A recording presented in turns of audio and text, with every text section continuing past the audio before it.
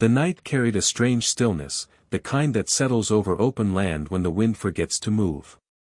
The ranch sat alone beneath a hollow sky, its fences stretching into darkness like ribs of an ancient, half-buried animal.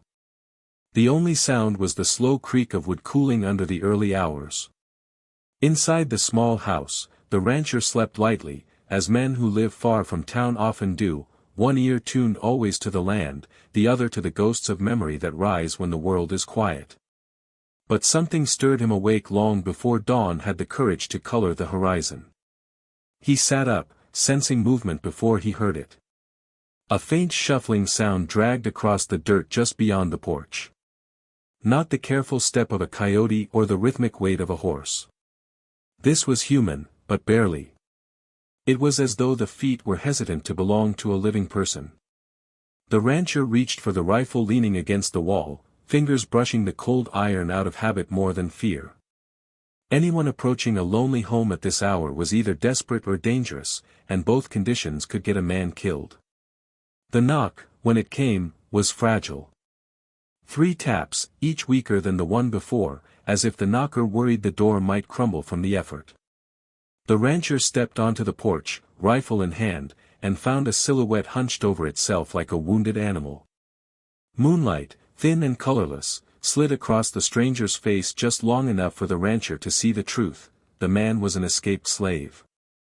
His clothes were torn open at the seams, his ankles raw from iron, and his breath rattled shallowly as though every inhale cost him something he no longer had to give. The rancher did not speak. He did not need to. The man's eyes told the entire story: nights of running, days of hiding, a life reduced to the simple instinct to flee. Behind those eyes, deeper still, was a plea for mercy so quiet it barely survived the cold. The rancher lowered his rifle. The fugitive swayed where he stood. When the rancher stepped closer, the stranger flinched, but he did not run.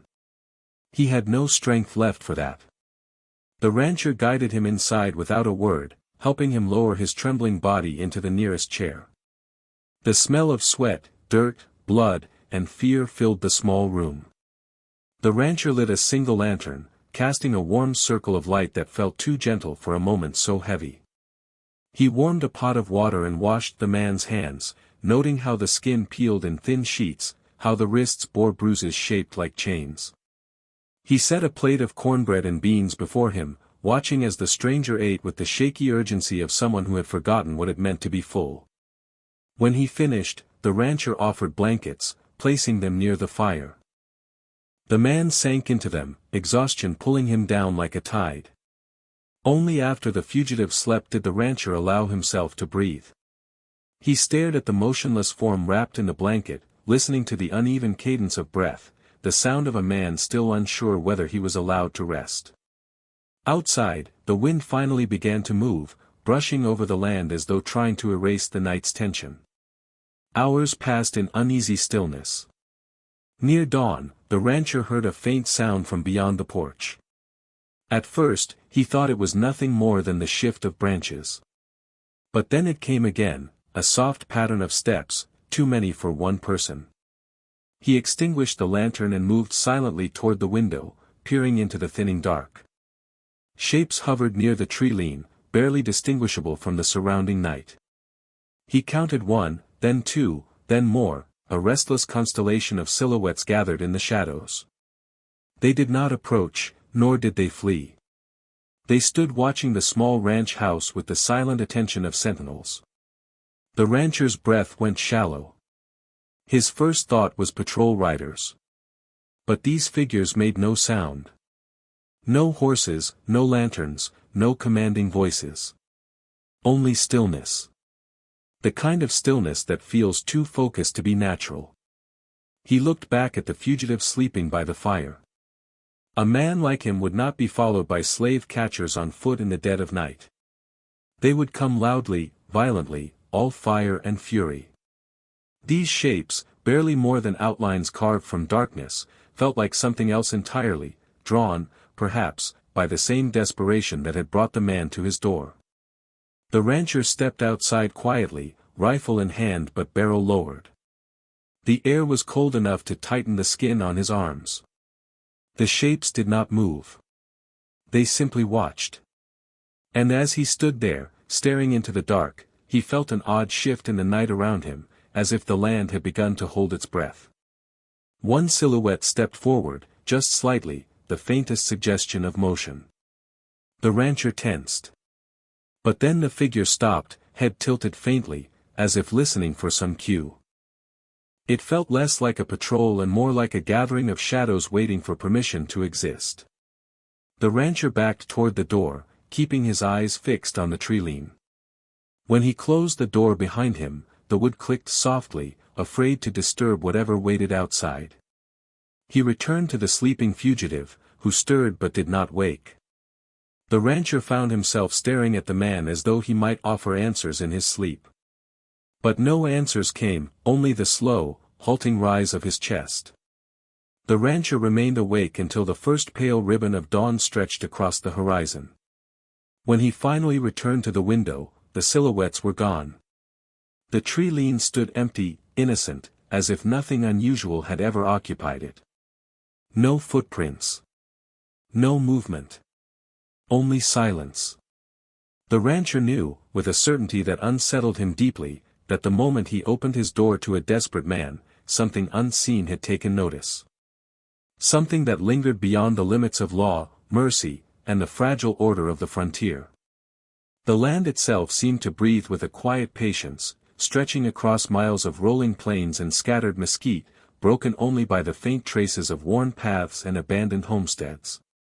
The ranch, perched on a slight rise, looked outward over this expanse as if it were a sentinel, keeping watch over a world that moved slowly and often without notice. The soil was dry and cracked in patches, the air heavy with dust and the scent of distant livestock. From the horizon, the sun rose reluctantly, casting long, uncertain shadows that mingled with the morning mist, creating shapes that could be anything or nothing at all. In this place, every sound echoed more than it should have, and every absence of sound carried a weight of expectation. The town beyond the ranch lay small and stubborn against the wide-open landscape. Buildings were few, weathered by relentless sun and storms that rolled across the plains without warning. Timbered houses leaned slightly as if tired from bearing the years, while fences sagged and groaned under the weight of countless seasons. The main street consisted of a general store, a blacksmith's forge, a small church whose bell rarely rang, and homes scattered irregularly along dusty lanes. Children played quietly in the open, aware of the dangers that roamed at night, their games punctuated by the occasional bark of a distant dog or the faint whistle of wine through the eaves. The townsfolk were pragmatic, shaped by the land itself, hardworking, cautious, and wary of anything that might disturb the fragile order they had carved from wilderness. The rancher's own home had long been a quiet anomaly.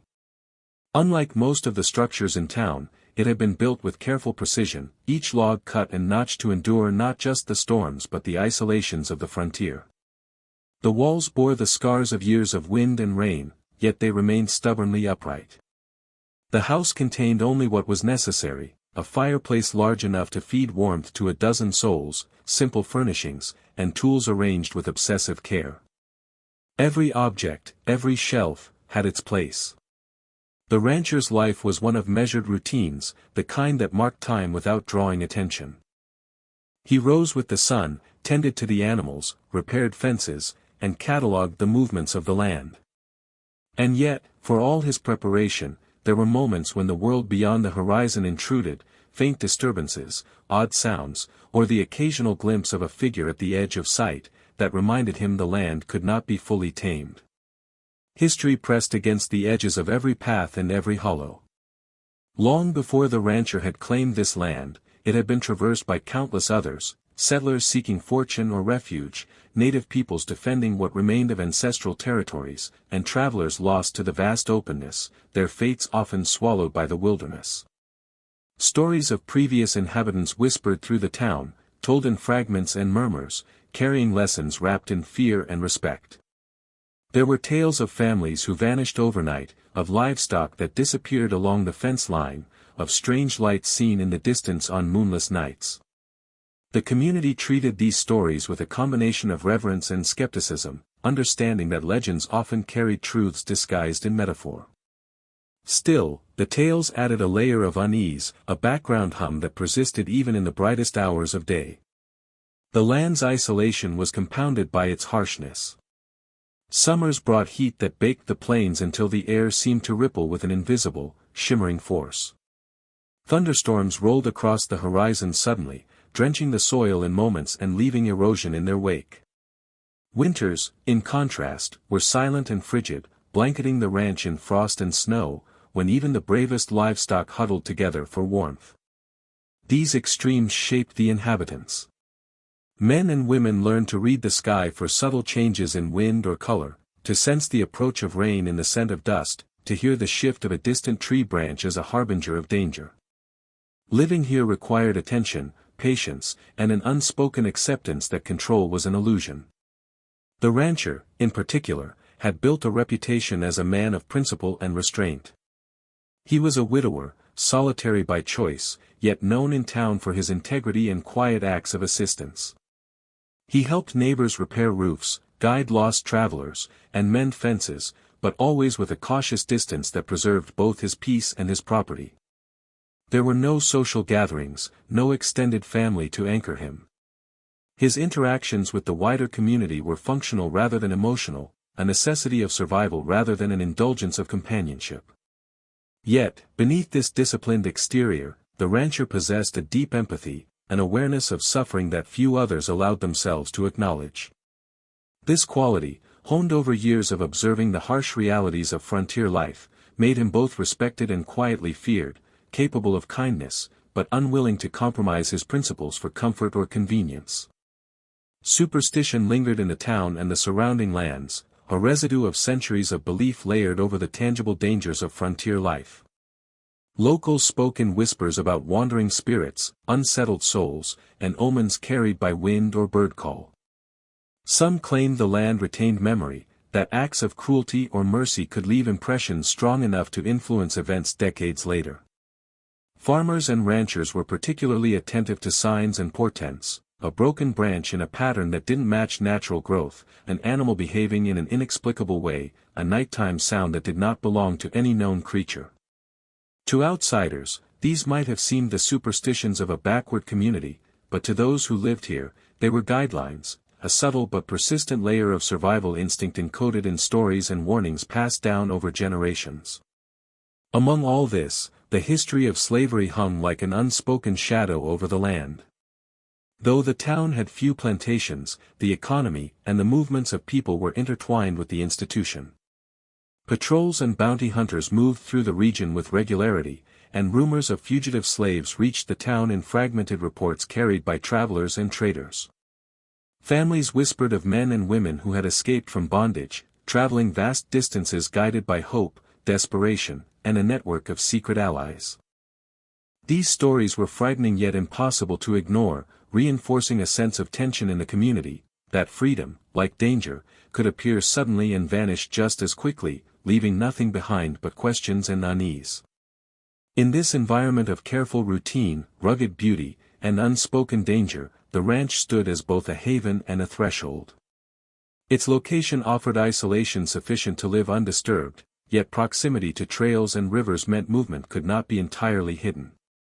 The rancher's awareness of the land and its history created a fragile equilibrium, a balance between the visible and invisible, the tangible and the potential. The land was not merely soil and timber, it was a character itself, shaping thought, action, and consequence. Every dawn and dusk carried a rhythm, a quiet but insistent reminder that life here was measured not only in hours and seasons but in the subtle signals of the land, the animals, and the people who had passed before. And it was into this delicate, tense balance that the first act of kindness would enter, an event that would ripple outward like a stone thrown into a still pond. The rancher, unaware of the magnitude of what lay ahead, continued his routines with precision, tending to the fields, repairing fences, and checking on his livestock. Yet even in this ordinary diligence, there was an undercurrent of unease, a sense that the land, patient as it was, had noticed something shifting, something arriving that would challenge the boundaries of reality and expectation in ways he could never have anticipated. It began with small disturbances, subtle enough that most people might have dismissed them as tricks of the wind or imagination. The first time the rancher noticed, it was in the early hours of a gray morning, when fog hung low over the fields and the world seemed muted in color and sound. He stepped outside to inspect the fence line, noticing footprints in the damp soil that did not belong to any of his livestock or to his own boots. They were narrow, worn, and oddly uniform, pressing into the dirt with a rhythm that suggested careful intent. He traced them with his eyes, following their path as it circled the property, weaving through the pasture in a way that made no sense. The prints never crossed into the yard where his animals grazed, and yet their presence was undeniable. The rancher frowned, shifting uneasily, the hairs along his neck prickling. He had spent years reading the land and its signs, yet these footprints offered no familiar explanation. Later that day, more signs appeared. The chickens scattered nervously, their squawks cutting through the quiet. The dogs refused to leave the barnyard, growling lowly into the distance.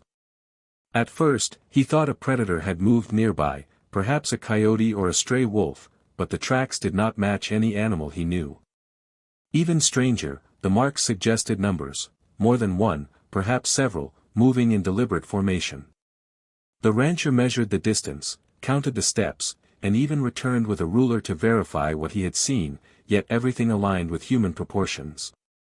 He began to feel an unease, a creeping understanding that these were not the marks of ordinary travelers. As days passed, the disturbances became more pronounced. Small objects from around the yard, tools, buckets, a blanket hung out to dry, were displaced in ways that suggested careful handling. Nothing was stolen, nothing damaged, yet the subtle rearrangements made the rancher question his own perceptions. At times, he thought he had imagined it all, blaming fatigue, isolation, or overwork. But then he would see it again, the same subtle alterations, the same mysterious footprints, and the same feeling that he was being observed by eyes he could not see. A whisper of movement would ripple across the field, a rustle among the tall grasses that vanished whenever he approached. He began leaving small markers, sticks pushed into the ground, marks scratched into the fence posts, hoping to catch evidence of these intrusions. Each morning, the markers had shifted, in alignment, sometimes rearranged into patterns he could not understand, though the effort suggested intelligence. One morning, he discovered a piece of tattered cloth hanging from the fence post near the corral. Its edges were frayed, torn, and stained with the color of soil and struggle. He recognized it instantly, it belonged to the fugitive he had sheltered the week before. A surge of panic and hope filled him all at once. Someone had returned. Or perhaps more than one. The cloth was placed deliberately, almost ceremoniously, as though the person who left it wanted to be seen but remained unseen. The rancher stepped closer, squinting against the morning haze, but no figure appeared. Only the faint smell of smoke and damp earth lingered, suggesting someone had been there in the night, watching, waiting. Over the next several nights, the occurrences grew bolder. Lights flickered across the horizon, distant but unmistakable, like lanterns carried by invisible hands. Whispered voices, soft, fleeting, nearly swallowed by the wind, drifted into the farmhouse. Sometimes they spoke words in languages he did not recognize, other times mere syllables, meaningless yet charged with emotion, fear, hunger, longing, and a silent plea that touched some deep, primal understanding. Sleep became uneasy, interrupted by shadows that shifted against walls and trees. The rancher would wake to find evidence of movement, footprints, broken branches, scuffed soil, or small, abandoned items. Each sign reinforced the certainty that someone, or some group, was present, silent but organized, hidden yet purposeful. Visitors from the town noticed the tension in the rancher. Neighbors who came to trade supplies or seek assistance remarked on the haunted look in his eyes, the nervous stiffness of his movements, and the way he scanned the horizon with an intensity bordering on obsession. The rancher, for his part, offered no explanations. He had learned that tales of unverified events spread rapidly and often distorted into fear or ridicule. Those who asked were dismissed with vague gestures toward work and weather, but behind his calm exterior, the awareness gnawed at him: whatever had found the rancher, had done so deliberately, with a knowledge that seemed impossible for ordinary humans to possess. Then came the first direct observation. From a distance, along the ridge beyond the western pasture, the rancher glimpsed movement in the dawn light. Human figures, emerging from the fog in small groups, advanced slowly but deliberately. They moved in unison, careful not to disturb the animals or draw immediate attention. Their faces were partially obscured by tattered cloth, dirt, and exhaustion, but the shapes were unmistakably human. He froze, heart pounding, unsure whether to greet them, flee, or retreat. Yet they made no noise, acknowledged no presence, simply passed through the periphery of his vision, as though he were not quite part of their world. The realization began to settle like a weight in his chest: these were not isolated individuals. They were a coordinated group, moving with a quiet purpose, drawn to the ranch by something he could not name. Travelers reported seeing lanterns bobbing in the darkness with no visible carriers.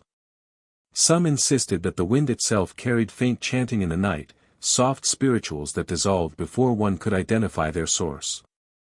The rancher observed these reports with a mixture of dread and understanding, recognizing that what was happening on his land was being witnessed, if only vaguely, across the wider region. The scale of it was growing, and with growth came attention, some born of curiosity, some of fear, some of hostility. One evening, as the sun dipped below the horizon, a patrol of armed men approached the outskirts of the ranch's property. They had been tracking movements reported in the neighboring towns, led by faint disturbances, footprints, broken branches, and fleeting shadows. The rancher watched from the window as they moved cautiously, rifles raised, yet failing to locate anything tangible. The group called out, attempting to find the source, but the figures they sought remained hidden. It was as if the wind itself protected them, carrying no scent, leaving no imprint that could be traced to capture. The patrol returned to town, frustrated, their reports dismissed as failures of imagination. Yet in the silence of the ranch, the evidence persisted: the faint crunch of boots on soil, the whisper of cloth brushing against branches, the sense of presence that lingered even when nothing could be seen. Religious leaders in the area reacted with a combination of alarm and moral framing. Sermons became warnings about the dangers of harboring the lost or the fugitive, preaching that those who interfered with divine or legal order would invite ruin. Parishioners debated in hushed tones whether these strange occurrences were miracles or omens, signs of divine displeasure or hidden blessings. Communities tightened their boundaries, questioning neighbors and scrutinizing strangers. Yet the more they sought to assert control, the more elusive the phenomenon became. It was a paradox of presence and absence, visible and invisible, real and unreal. The rancher, caught in the midst of both observation and participation, felt the tension keenly. He understood that his own actions had triggered the attention of forces he could neither explain nor restrain. Whispers transformed into stories. Travelers returning to town told of encountering silent groups on forgotten trails, watching the movement of people without engaging, as if bound by some unspoken code. The fugitive the rancher had sheltered was no longer alone, it seemed, and his initial act of kindness had catalyzed a growing migration. Observers described hundreds moving in synchrony, an unbroken stream flowing through the night. The scale defied comprehension. Reports varied. Some claimed to see spectral movement, others tangible people, yet all agreed on one detail: the focus of these journeys appeared consistently tied to the isolated ranch. Whether coincidence or design, the pattern suggested intentionality, as though the very land guided the lost toward this singular point of refuge. Fear and fascination coexisted in equal measure. Townsfolk whispered about what might happen if the figures were confronted, some urging arms and vigilance, others pleading for compassion, citing morality and humanity. Traders spoke in coded language about avoiding the region at night, while children dared each other to approach the edge of the ranch's fields and see what could be seen. The land itself seemed complicit, holding back its secrets just enough to tease the imagination while revealing only fragments of the truth. Shadows lengthened and contracted with the movements of unseen bodies, and the fog rolled with deliberate pace, hinting at paths and hidden crossings that no patrol could follow. Inside the ranch, the air grew heavy with anticipation. The rancher became increasingly aware that the group's presence was more than accidental. Patterns repeated themselves: footsteps at dawn, fleeting glimpses in the mist, subtle rearrangements of objects left outside. Each incident carried silent communication, a way of conveying needs and intentions without words. The rancher responded with careful observation, providing water, food, and shelter as circumstances allowed, though the scale was beginning to strain his capacity. Each act of kindness seemed to amplify the gathering, and each arrival added to the weight of responsibility he could not have anticipated. By the end of the section, the whispers had become a chorus. Stories merged across settlements, forming a network of rumors that grew with each retelling. What had started as a solitary encounter had evolved into a regional phenomenon. Travelers spoke of silent masses moving under moonlight, townsfolk debated moral implications, and patrols left empty-handed. Yet the rancher remained at the center of it, a reluctant anchor to a reality that defied logic. The land itself seemed to bend around the presence of the lost, guiding and shielding them while magnifying the emotional and psychological impact on all who witnessed, even peripherally. The mystery was no longer subtle. It was insistent, pervasive, and impossible to ignore. As the days stretched into weeks, the town's authority figures and religious leaders grew increasingly uneasy. They had initially dismissed the tales of movement, whispers, and fleeting shadows as exaggerated accounts fueled by isolation, fatigue, or simple superstition. Yet now, the evidence accumulated too rapidly to ignore. Farmers reported missing tools and supplies, but not stolen in the conventional sense, merely displaced, sometimes carefully arranged, sometimes left in deliberate patterns. Livestock were found unnervingly quiet, standing in the wrong pastures or grouped unusually, as though influenced by an unseen presence. Even the wind seemed to behave differently around the ranch, shifting unpredictably, carrying hints of distant voices and the faint scent of smoke or dust. This heightened the sense that something outside human comprehension had taken notice and was moving deliberately, testing boundaries without breaking them entirely. Town councils convened quietly, discussing reports behind closed doors. They debated what actions were necessary, balancing fear against practicality. Some urged the deployment of patrols to apprehend any trespassers, insisting that law and order must be maintained. Others, more cautious, argued that the phenomena could be a moral test, a punishment or blessing that lay beyond human intervention. No resolution satisfied all parties, and the debate became an undercurrent of tension in a community, influencing interactions, commerce, and social gatherings.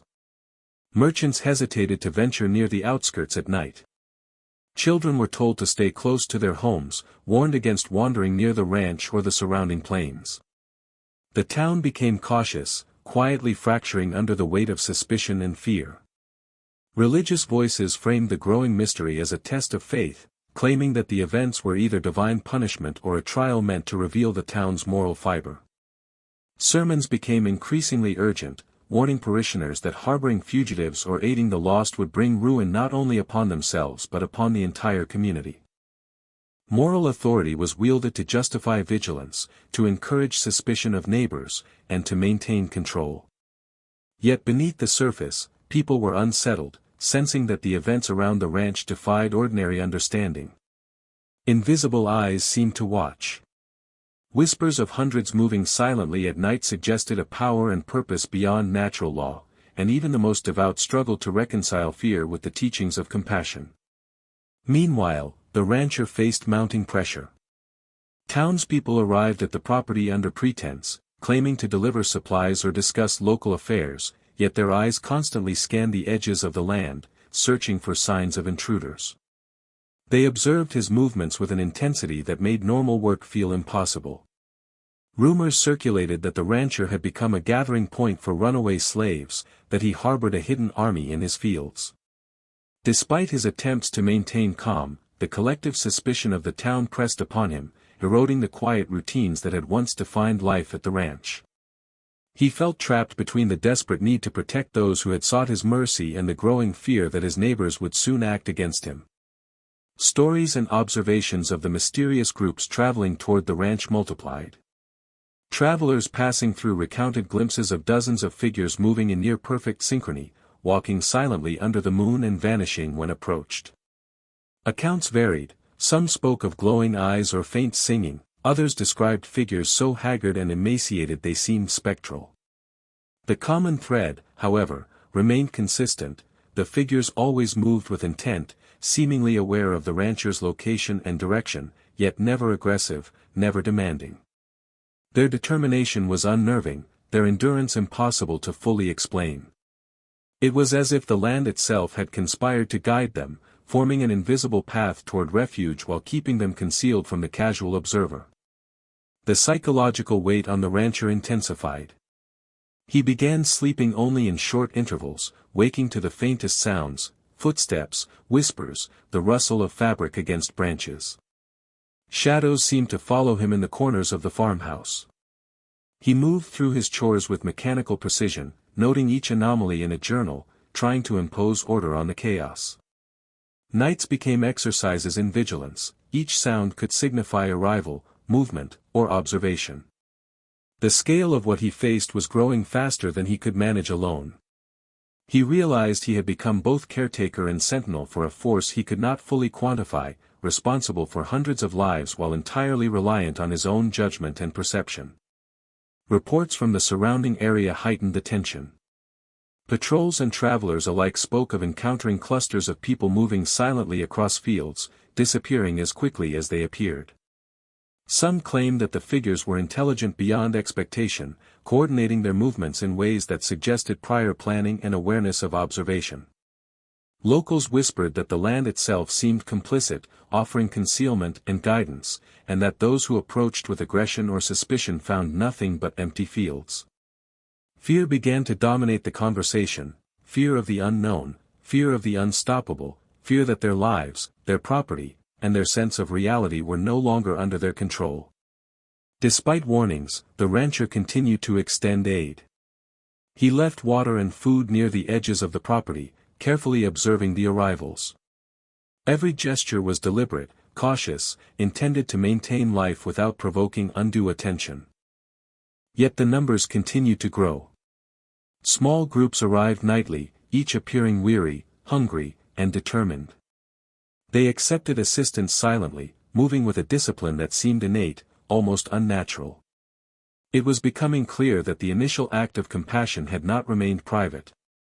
Whatever had been set in motion was multiplying, and the rancher faced the realization that he was no longer in control. He was a participant in a phenomenon that grew beyond his ability to comprehend or contain. The town's attempts to suppress discussion only intensified curiosity and fear.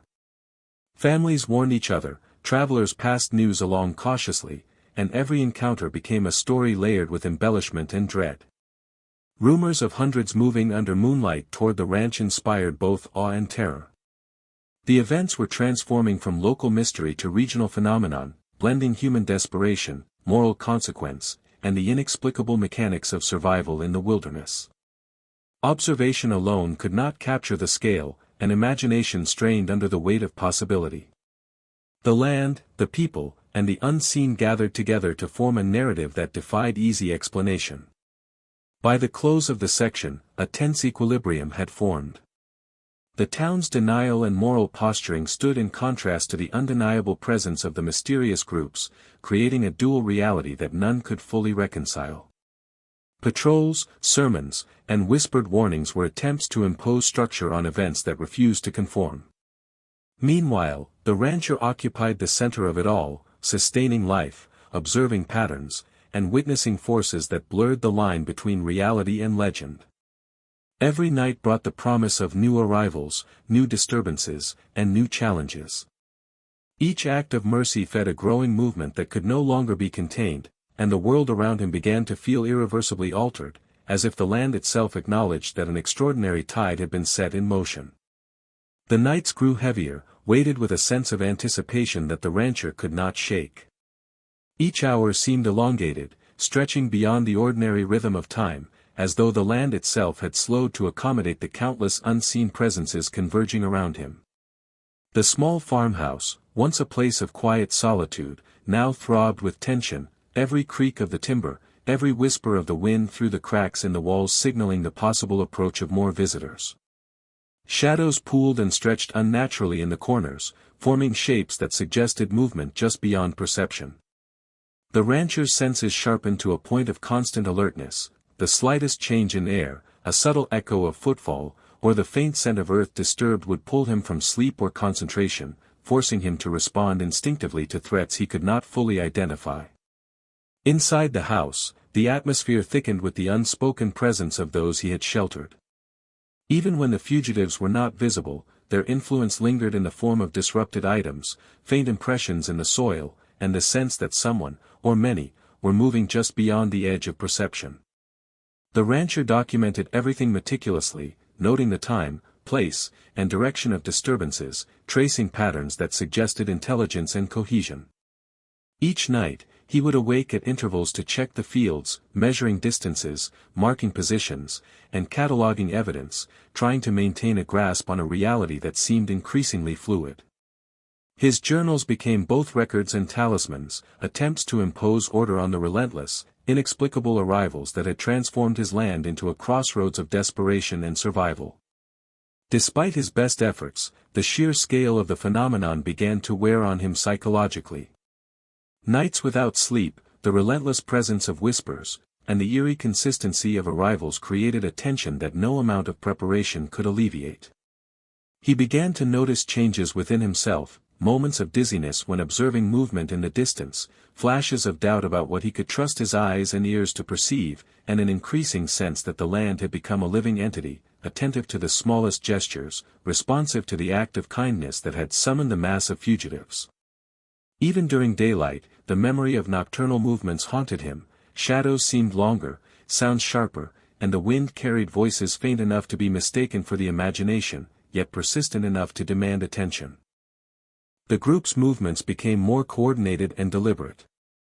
Patterns emerged, they approached at specific intervals, arrived in clusters, and dispersed in ways that suggested planning and understanding of the terrain. Tracks intersected and rejoined, leaving paths that were almost impossible to follow. The fugitives exhibited behaviors that defied ordinary understanding. They gathered in silent assemblies near the tree line, disappearing when approached, moving in ways that avoided disturbing animals or property unnecessarily.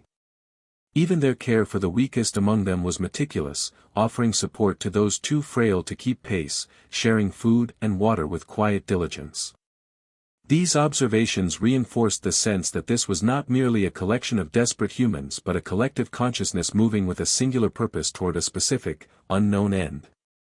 The psychological impact extended beyond the rancher. Locals who glimpsed fleeting movements reported inexplicable feelings of dread, awe, and fascination. Farmers working late in the field spoke of shadows that followed them, disappearing when approached yet leaving traces of presence in disturbed soil or scuffed fences. Children whispered of figures they had glimpsed through windows or over fences, their descriptions blending fear and wonder. Traders returning from distant towns told stories of silent columns crossing rivers, moving in synchrony, and vanishing into the horizon. The narratives multiplied and evolved, each retelling adding layers of tension and uncertainty, creating a regional atmosphere of vigilance, anxiety, and whispered awe. Even the land seemed to respond to the phenomenon. Tracks that appeared overnight often followed improbable routes, over hills, through dense underbrush, and across open plains, all while remaining largely concealed from casual observation. Disturbances in soil and grass appeared and vanished in patterns suggesting intelligence, as though the terrain itself guided and sheltered movement. The rancher came to recognize subtle cues, the bending of tall grasses, the faint scent of smoke or dust, the alignment of tree limbs, all pointing toward unseen presences moving with purpose and deliberation. It was as though the earth had become an active participant in the unfolding events, shaping both perception and reality to accommodate what humans could neither fully witness nor understand. The emotional strain on the rancher intensified as he grappled with the responsibility imposed by circumstances he had not chosen. Each arrival of the fugitives, while necessary for their survival, demanded attention, vigilance, and resources that tested the limits of his endurance. The interplay of fear, compassion, and obligation created a constant tension, making every decision weighty and consequential. The rancher began to question his own perception, grappling with moments of uncertainty about the nature of what he observed. Were the figures fully human, or had desperation and the extremity of their journey transformed them into something otherworldly in appearance and coordination? The line between reality and legend blurred in the misty dawns and long nights, heightening the sense of psychological strain. Communication with outsiders became fraught with difficulty. Townspeople, travelers, and patrols were at once suspicious and incredulous. Reports of ghostly columns, coordinated movement, and silent assemblies were met with skepticism, ridicule, or moral judgment. Religious authorities framed the phenomena as either divine judgment or moral testing, yet even they could not account for the precise patterns, discipline, and growing scale of the gatherings. The more the rancher attempted to explain, the more impossible the events appeared. Observers were left with only glimpses, traces, and stories, unable to reconcile the phenomena with ordinary understanding. As the section progressed, a pattern of tension and quiet escalation became undeniable. The fugitives' behavior, coordinated yet unobtrusive, increased both the complexity of the rancher's responsibilities and the psychological impact on the surrounding community. The land, the wind, and the horizon all seemed charged with presence. The rancher understood with a clarity that was almost unbearable that this was no longer a matter of occasional assistance. He had become the focal point for hundreds of lives moving with purpose, guided by something he could not name, constrained by neither ordinary time nor human limitations. Each night, each shift of movement, deepened the sense of awe, fear, and responsibility, cementing the ranch as both sanctuary and crucible, a place where ordinary life had been transformed into something extraordinary, uncontainable, and irrevocably haunting. Attempts to understand the phenomenon through reason and observation became an obsession for the rancher. He moved through each day with meticulous attention, noting the arrival times, paths, and subtle behaviors of the fugitives. He began to catalog everything: the direction of footsteps, the spacing between individuals, the types of materials they carried, even the way they interacted with the terrain. Every detail was recorded in journals that grew thicker with each passing week. He measured distances, mapped invisible trails through the fields, and sketched the patterns of the moonlight that illuminated their movements. In these efforts, he sought evidence, something tangible that could explain the logic behind what seemed otherwise inexplicable. Yet every conclusion seemed to slip through his fingers, leaving him with a deeper awareness of the unknowable. Scientific theories began to form in his mind, tentative hypotheses that were tested against the reality he observed. He considered the possibility of communication, a silent code passed between the fugitives. Perhaps signals were carried through gestures, patterns in movement, or subtle changes in their pace. He speculated that they might have mapped the land in advance, using topographical features to guide their progress without leaving obvious tracks. The precision with which they traveled suggested a level of intelligence and planning that bordered on ingenuity. Yet the sheer scale of their organization defied any conventional understanding. The human mind, conditioned by the ordinary, struggled to reconcile the evidence with plausible explanations. He explored naturalistic explanations as well. Could the movements be influenced by the land itself, subtle cues in the vegetation, the slope of the ground, or the arrangement of the terrain? Perhaps the fugitives were responding to patterns imperceptible to the casual observer, reading subtle signals in the environment that humans often overlook. He tested this theory by observing the behavior of animals, the direction of streams, and the alignment of natural landmarks. While some correlations appeared, they were incomplete. The fugitives' discipline, coordination, and endurance could not be fully accounted for by environmental factors alone. There was intentionality, strategy, and purpose behind every step, a level of cognitive sophistication that suggested conscious planning rather than instinctual response. Local folklore became an unintentional repository of attempted explanation. Tales of spirits, guardians, and protective entities were revisited in light of the ongoing events. The rancher considered the possibility that what he was witnessing could be interpreted through these stories, that the land itself might have become a stage for forces beyond the human, or that the fugitives were aided by unseen benefactors. While rational thought resisted the temptation, he could not deny the uncanny precision with which the group navigated the land, the way they seemed to avoid detection, and the near impossibility of their endurance. Each anecdote from town and traveler, no matter how fantastical, became a thread to consider in weaving understanding. The more the rancher observed, the more he recognized patterns of intelligence and coordination. Food, water, and rest were distributed among the fugitives in ways that suggested hierarchy or communal decision-making. They moved silently, yet efficiently, leaving no waste, causing no harm, and anticipating challenges. It was as if each individual understood their role within a larger collective plan, acting with a discipline that suggested prior experience and internalized organization. Every night brought new arrivals, each integrated seamlessly into the group, reinforcing the impression that the movement was deliberate, coherent, and purposeful. He began to experiment cautiously with interventions.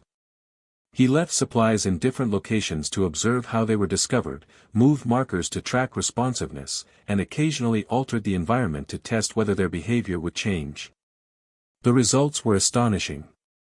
Even minor adjustments prompted immediate and precise adaptations by the fugitives, demonstrating not just awareness but predictive cognition.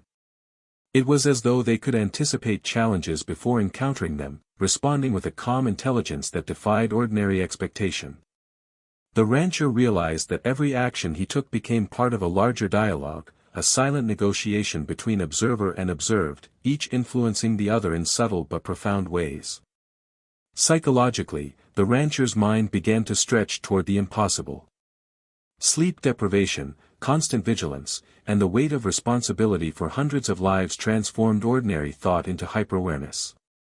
He found himself calculating trajectories, predicting movement patterns, and hypothesizing behavioral strategies in real time. The human brain, pushed to its limits, began to adopt the discipline and rhythm of the fugitives themselves, attuning to invisible signals, reading the smallest disturbances, and internalizing patterns that had no obvious source.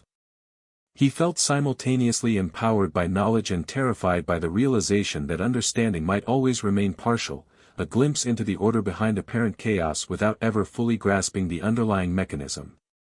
Tension escalated as both natural and human observers strained to reconcile what was occurring.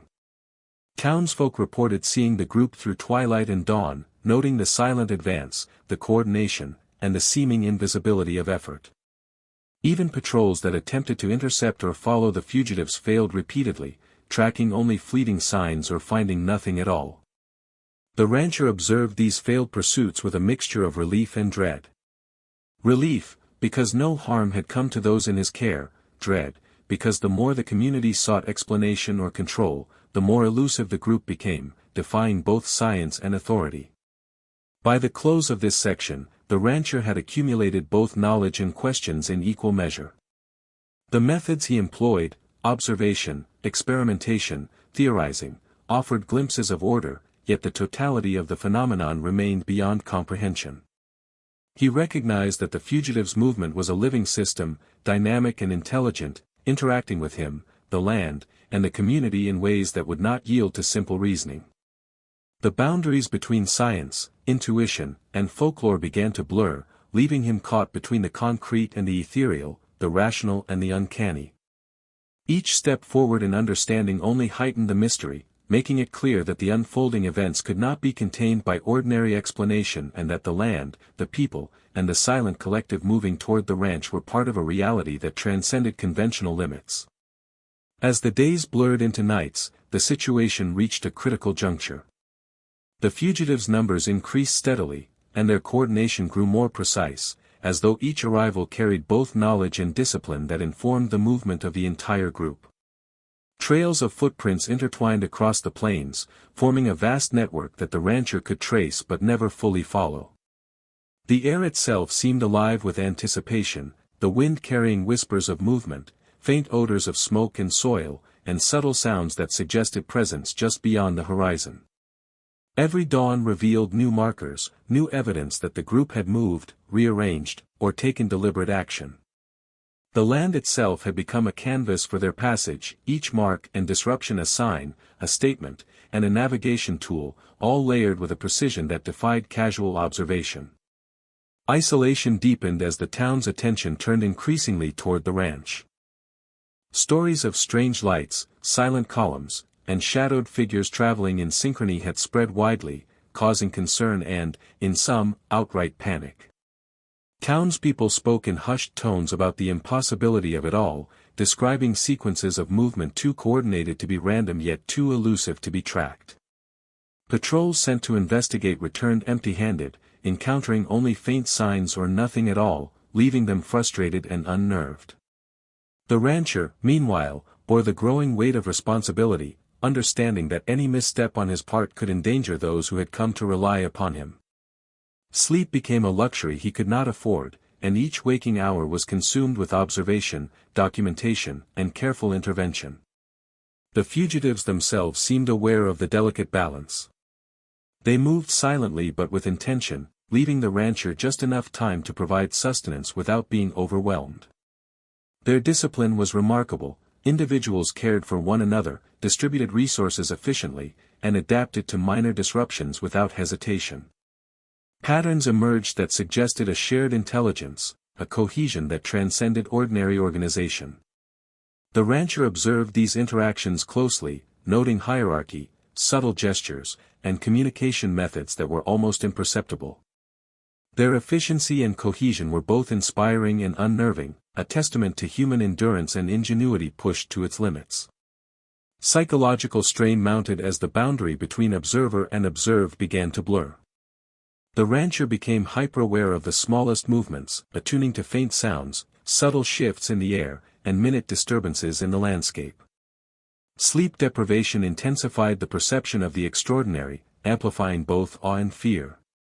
Even in daylight, shadows and peripheral movements seemed charged with significance, as if the land had become a living intermediary between the fugitives and him. Every action, leaving water, arranging food, or marking trails, was now part of a silent dialogue. Each interaction had consequences he could not fully predict, reinforcing the sense that his life and the lives of those he sheltered were intertwined with forces larger than himself. Natural phenomena began to play an active role in the unfolding events. Storms rolled in unexpectedly, winds shifted with unusual intensity, and the fog lingered longer than usual, forming pockets that obscured paths and created hiding places. Even the sun's angle seemed to shape perception, casting long shadows that altered the appearance of the land and hid or revealed trails. The fugitives navigated these changes with precision, exploiting environmental conditions to maintain secrecy and safety. The rancher realized that understanding this interplay was essential. Observation alone was insufficient. He had to anticipate both natural conditions and human ingenuity, a delicate balance that demanded constant vigilance and adaptability. Attempts at outside communication became more fraught. Townsfolk who ventured near the ranch reported ghostly figures, silent columns, and movements that defied ordinary explanation. Some returned terrified, others skeptical, and a few inspired by the courage and discipline displayed. Patrols, motivated by law, curiosity, or fear, repeatedly failed to intercept the fugitives, encountering only the traces left behind. Each failure reinforced the sense of inevitability and elusiveness surrounding the events. Observers who once doubted now approached cautiously, realizing that the phenomenon could not be contained or controlled by conventional means. The balance between curiosity, morality, and fear created a tense psychological atmosphere throughout the region. The rancher himself reached a turning point. He recognized that his role had shifted from mere observer to active participant and guardian. Each arrival, each interaction, carried the weight of life and death, requiring careful planning and discretion. He began developing methods to provide aid while minimizing exposure, creating discrete paths, leaving supplies in strategic locations, and observing patterns of movement. Even subtle gestures, the placement of water, the angle of lantern light, or the positioning of barriers, influenced the fugitive's behavior. He had become an integral part of the system, his decisions shaping the unfolding narrative with immediate and lasting impact. As the section progressed, the sense of inevitability and convergence intensified. The fugitive's purpose was becoming clearer, though the ultimate goal remained unknown. Each new arrival reinforced the collective structure, each adaptation reinforced cohesion, and each act of the rancher reinforced his connection to this unprecedented phenomenon. The land, previously a passive stage, now functioned as both guide and participant, shaping perception, movement, and interaction. Shadows lengthened and contracted with each passing hour, and every breeze, fog, or shifting light carried new meaning. The rancher felt simultaneously empowered and constrained, acutely aware that he was inextricably linked to an event that defied comprehension, yet required his unwavering attention. By the close of this section, the balance between the natural, human, and unexplainable had reached a tense equilibrium. The fugitives' numbers, organization, and discipline had grown to a scale that threatened to overwhelm ordinary understanding, yet each movement remained deliberate, precise, and nonviolent.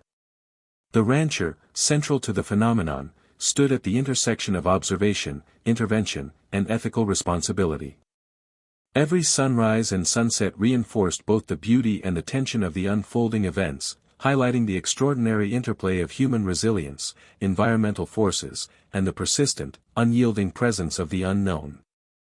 The aftermath of the continuous movement and arrival of fugitives began to shape the landscape in ways both tangible and psychological. Trails that were once barely noticeable now crisscrossed the plains like veins, etched into the earth with repetitive patterns, evidence of disciplined movement. Trees bore the marks of human passage, branches broken or bent, yet carefully handled to avoid unnecessary damage. Fences were tested, sometimes slightly displaced or gently leaned upon, showing the careful consideration of the group to navigate without causing destruction. Even the soil carried subtle signs, depressions where groups had rested, small patches disturbed as if for temporary shelter, yet nothing remained permanently marred. The land itself had absorbed the presence, carrying the memory of the fugitives in an intricate, unspoken record that would endure long after individual travelers had moved on. Within the community, silence began to dominate conversation, a tacit acknowledgement of the impossible. Families spoke less of the phenomena, aware that speculation could only provoke tension, fear, or misunderstanding. The town became a place of hushed observation, doors were closed tightly at night, windows shuttered against the faintest light or movement beyond the horizon. Even those who had previously dismissed stories now approached with caution, hesitant to speak aloud what they had seen, fearing ridicule or moral censure.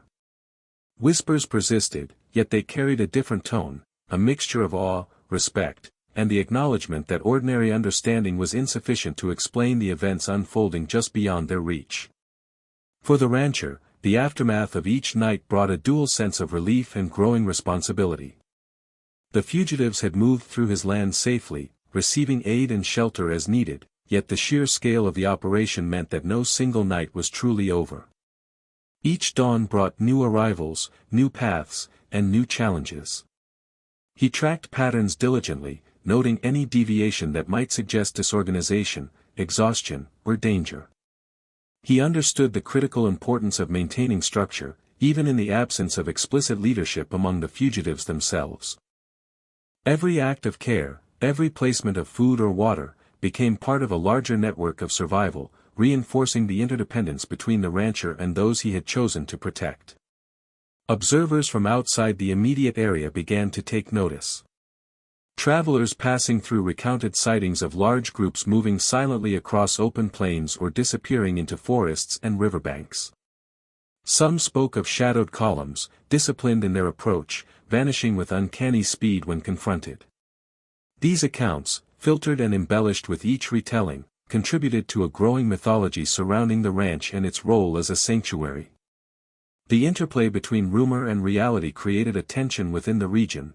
People were both fearful of what they might encounter and compelled to witness, knowing that the events were extraordinary yet struggling to perceive them with clarity. Religious and moral interpretations continued to influence perception. Clergy spoke of providence, divine tests, and moral obligation. Those who had previously dismissed the phenomenon as superstition began to reconsider their views, especially as practical evidence, trails, footprints, disrupted fields, became undeniable. The town's leaders, torn between enforcing law, protecting the community, and respecting the moral implications of aiding the fugitives, grew increasingly conflicted. Their efforts to control or suppress discussion were met with the quiet resilience of observation, and the balance between fear, morality, and curiosity dominated social interactions. Silence became a language itself, an unspoken agreement not to interfere yet not to forget. The rancher's own reflection deepened as the scale of the arrivals continued to expand. He realized that the single act of kindness he had extended to one individual had rippled outward, creating a network of need, trust, and survival that could no longer be measured or contained. He understood that his property had become more than a home, it was a nexus of movement, care, and quiet resistance against both the physical and moral forces arrayed against the fugitives. Each trail traced through his fields, each subtle disruption of the environment, became part of a larger story, one that was both extraordinary and human in its essence, demanding compassion, vigilance, and courage. In the fields and along the tree lanes, evidence of passage persisted. Temporary shelters were formed with branches and cloth, removed or reused with precision. Water sources were approached with care, and food caches were distributed and consumed efficiently, demonstrating both ingenuity and discipline. Even in the absence of direct observation, the patterns left behind indicated a highly organized and adaptable group, capable of sustaining itself while remaining largely undetected. The rancher marveled at the coordination, noting how each individual contributed to a collective understanding, responding seamlessly to the needs of the group without the necessity of overt communication. The psychological imprint of these events also shaped the community's collective memory. Neighbors spoke quietly about shadows glimpsed at dawn, about lights that flickered in the distance, about sounds that could not be accounted for by wind or animal. Over time, these stories formed a narrative that was half observation, half legend, a record of what had occurred, and simultaneously, a warning of what remained unseen. The rancher, as the central participant, carried this weight more acutely than anyone else. He was witness, caretaker, and chronicler, understanding that the phenomena had transformed ordinary perception into something simultaneously tangible and ethereal. By the end of this section, the immediate aftermath had revealed the persistence, resilience, and discipline of the fugitives, and the lasting influence of their passage on both the ranch and the surrounding community. Trails, shadows, and whispers persisted, shaping memory, perception, and social behavior. The events left a dual impression, the tangible evidence of movement and survival, and the intangible effect of awe, respect, and quiet fear. The land, altered subtly but permanently, held a record of what had transpired, while the rancher's role as guardian and observer reinforced the delicate balance between human agency, moral responsibility, and the enduring mystery that surrounded these extraordinary arrivals. As the narrative unfolded toward its inevitable culmination, the fugitive groups became an almost mythical presence, their movements disciplined yet elusive, tangible yet bordering on the surreal. The rancher, who had once been merely an observer, now stood at the epicenter of a phenomenon that defied ordinary comprehension. He had witnessed patterns, predicted behaviors, and provided sustenance, yet the ultimate purpose of the migrations remained obscured, hidden behind layers of silence, discipline, and human endurance. Each arrival reinforced the scale and gravity of the undertaking, as hundreds traversed the plains with silent determination, converging and diverging in ways that suggested both intelligence and instinct honed to extraordinary precision. The town, meanwhile, found itself in a state of uneasy coexistence with the unknown. Silence dominated interactions, and conversation often skirted the edges of acknowledgement, wary of the social and moral implications of engagement. Residents had observed the arrival of strangers, the shifting of fields, and the strange trails that marked the nocturnal journeys, yet no one dared confront the phenomenon directly. Patrols were cautious, hesitant, and ultimately unsuccessful, leaving townsfolk to rely on fragmented stories and personal observation. Rumors mingled with fear, blending into a tapestry of awe and speculation that made rational explanation nearly impossible. The fugitives had become both a physical and psychological presence, shaping the consciousness of the community as much as they traversed the land. The psychological impact on the rancher intensified. He had long since abandoned the notion of ordinary sleep or rest, moving through his days with an acute awareness of sound, shadow, and subtle environmental shifts. He monitored the behavior of the group with meticulous attention, noting every minor alteration in routine, every subtle adjustment in movement, and every display of coordination or foresight. The fugitives, for their part, demonstrated unerring efficiency. They provided care for one another, distributed resources strategically, and navigated the terrain with a balance of caution and determination that seemed almost preternatural.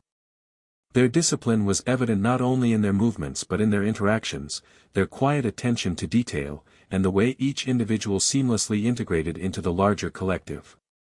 Despite repeated observation, questions persisted. How could such a large group maintain cohesion and coordination under extreme stress and exhaustion? What unseen intelligence guided their passage, and what unseen moral code dictated their behavior? Even scientific reasoning struggled to account for the blend of human endurance, environmental adaptation, and near-silent movement. The ranchers' attempts at logical explanations were continually undermined by the evidence itself, a combination of tangible tracks and ephemeral movements that suggested intention and intelligence beyond ordinary expectation. It became clear that the phenomenon was a complex interplay of human agency, environmental conditions, and forces that, while observable, resisted complete understanding. The land itself seemed to participate in the events. Trails, temporary shelters, and subtle alterations to the terrain indicated both care and strategy, as though the environment had become a partner in the unfolding story. Grass bent but did not break, streams were crossed without disturbance, and the placement of obstacles or natural features appeared to have been accounted for in the movement of the group. The rancher recognized that understanding this relationship was critical, as the fugitive seemed capable of responding to even the subtlest environmental cues. This symbiosis between human movement and natural landscape created a rhythm that both concealed and revealed their passage, demanding constant observation and adaptation. Human observers from surrounding areas continued to add layers to the narrative. Travelers reported fleeting glimpses of organized columns, subtle lantern light, or figures moving silently through fog and shadow. Each account varied slightly, introducing a degree of distortion, yet collectively they painted a consistent picture, a disciplined, coordinated, and largely invisible movement across a vast territory. The town's residents, already cautious, increasingly relied on these fragmented stories to understand what they could not directly observe, forming a narrative in which fear, respect, and moral contemplation became intertwined. Ordinary comprehension proved inadequate to process the scale and precision of the phenomenon, leaving imagination and awe to fill the gaps. As the section progressed, the fugitive group's approach toward the ranch reached a heightened intensity. The rhythm of arrival became more pronounced, small groups merging into larger assemblies, coordinated adjustments in timing to avoid detection, and a level of strategic consideration that suggested prior planning, learning, and communication. The ranchers' observations reinforced the sense of extraordinary human capability, as each individual contributed to the cohesion of the whole. The scale, precision, and perseverance exhibited created an effect both inspiring and unsettling, challenging the ranchers' understanding of endurance, morality, and human resilience. The emotional weight of the events also reached a peak. The rancher, though physically exhausted, remained mentally alert, aware that the lives of hundreds depended on his ability to observe, adapt, and respond. Each decision, the placement of supplies, the maintenance of concealment, the monitoring of movement, carried consequences. The group's cohesion, discipline, and silent determination underscored the moral gravity of his actions. He was no longer a passive participant but a critical node in the operation, his choices influencing outcomes that extended far beyond his immediate perception. The land, the fugitives, and the town were bound together in a delicate network of cause and effect, observation and adaptation, responsibility and uncertainty. By the end of this section, the unfolding events had crystallized into a tension-laden equilibrium. The fugitives' passage, disciplined yet elusive, had transformed the land and the community, leaving traces of their movement while preserving their integrity and purpose. The rancher's role as both guardian and observer was firmly established, his perception and action integral to the ongoing survival and coordination of the group.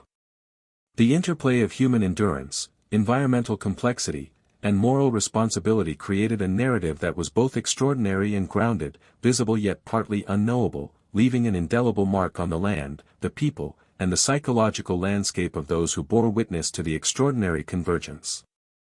As the fugitive groups neared the final stages of their journey, a subtle transformation took hold both on the land and within the rancher himself.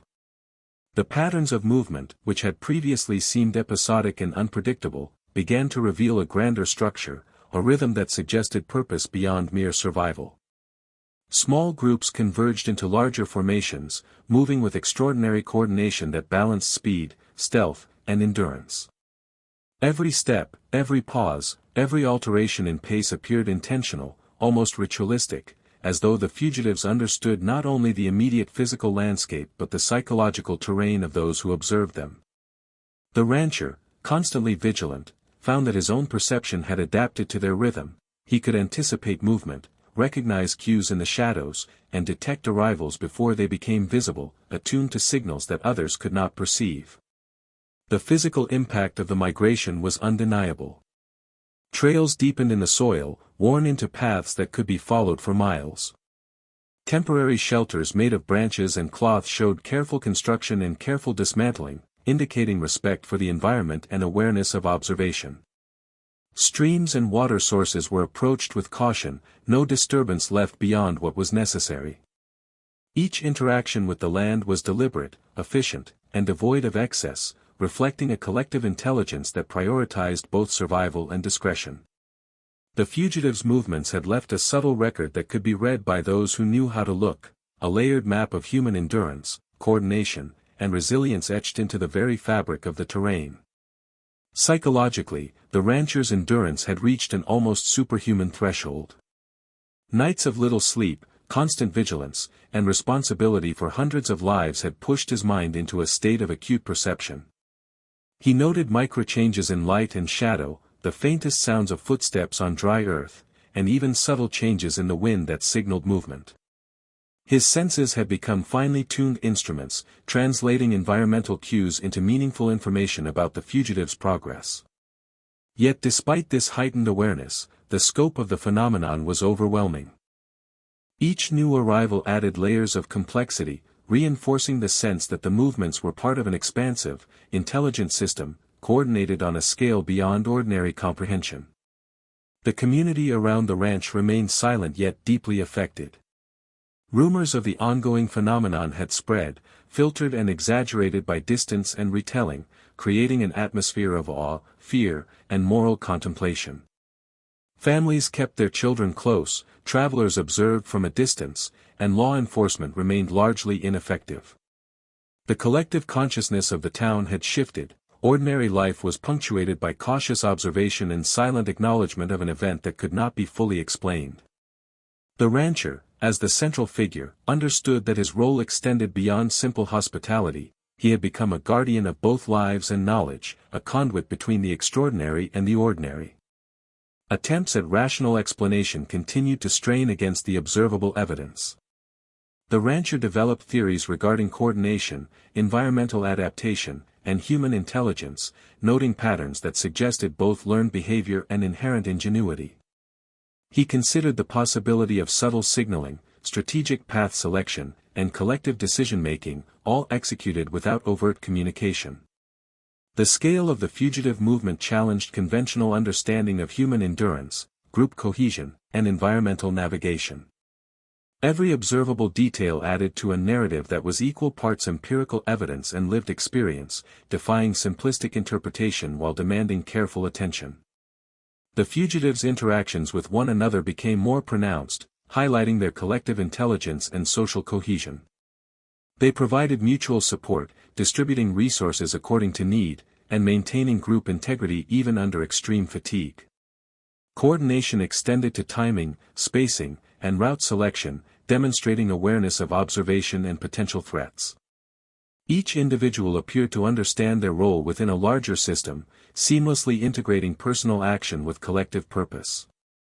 Observing this level of organization, the rancher recognized an almost unprecedented interplay of human resilience, strategy, and adaptation, a living system sustained by necessity, ingenuity, and moral instinct.